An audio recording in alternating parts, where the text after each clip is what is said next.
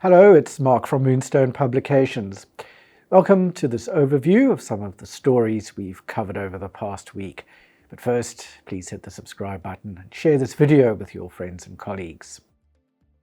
2 weeks after his passing, questions linger about Marcus Jooste's financial affairs and the Steinhoff prosecutions.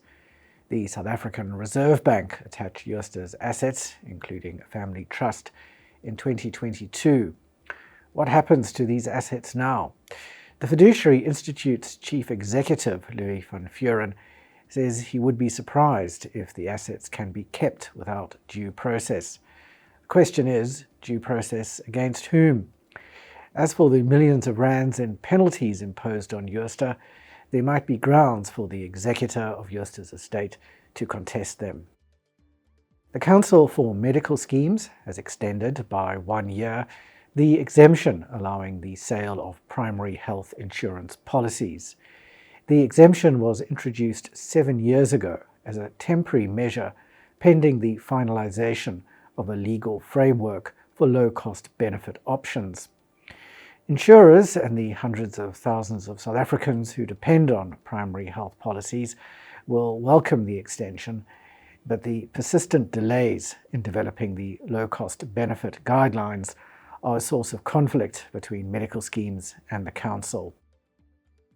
The FSCA has fined Veracity Markets 10 million rand for unauthorised over-the-counter derivative business between 2020 and 2022.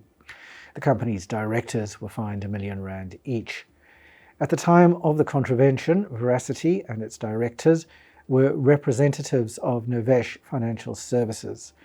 Novesh had a Category 1 license, but it was not authorized in terms of the Financial Markets Act to issue or sell OCT derivatives.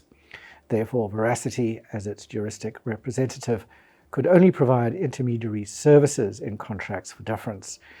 For their role in the contravention, Novesh was fined 1 million rand and each of its directors 100,000 rand. The Road Accident Fund has told Parliament it's out of the red financially, but claims owed to clients of medical schemes continue to climb into the hundreds of millions of rands.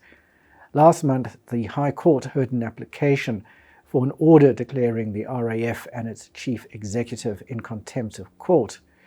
The reason for the application was the RAF's seeming refusal to pay the more than 170 million rand due to clients of Discovery Health for medical expenses incurred in relation to road traffic accidents.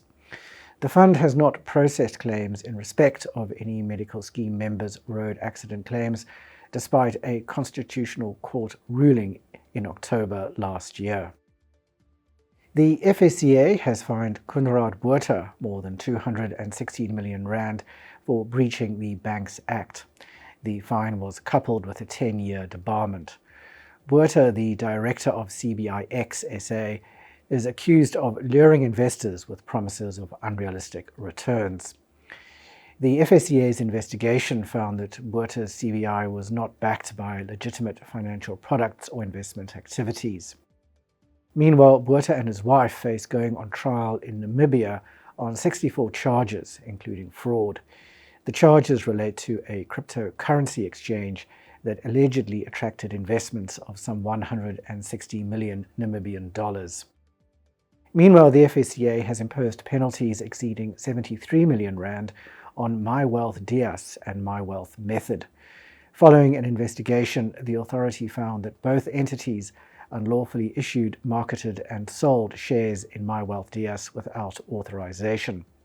Investors were enticed with promises of returns as high as 400%, but their withdrawal requests were not honoured.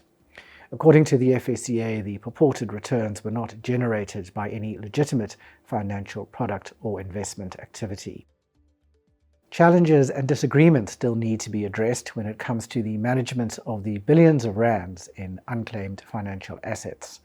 These are outlined in the FSCA's response report to its proposals on unclaimed assets. There is widespread agreement on the need to implement a fair and efficient framework that addresses unclaimed assets in a structured way, but stakeholders are not on the same page when it comes to establishing a central fund into which all unclaimed assets must be transferred. For its part, the FSCA says there is a conflict of interest between the fees that financial institutions earn on unclaimed assets and the imperative to reunite these assets with their owners. A new approach may be required in respect of how financial institutions are remunerated for services rendered in respect of unclaimed assets. That's all we have for this week. You can read these stories and many more on our website, moonstone.co.za. Until next time, here's wishing you all the best from the team at Moonstone Information Refinery.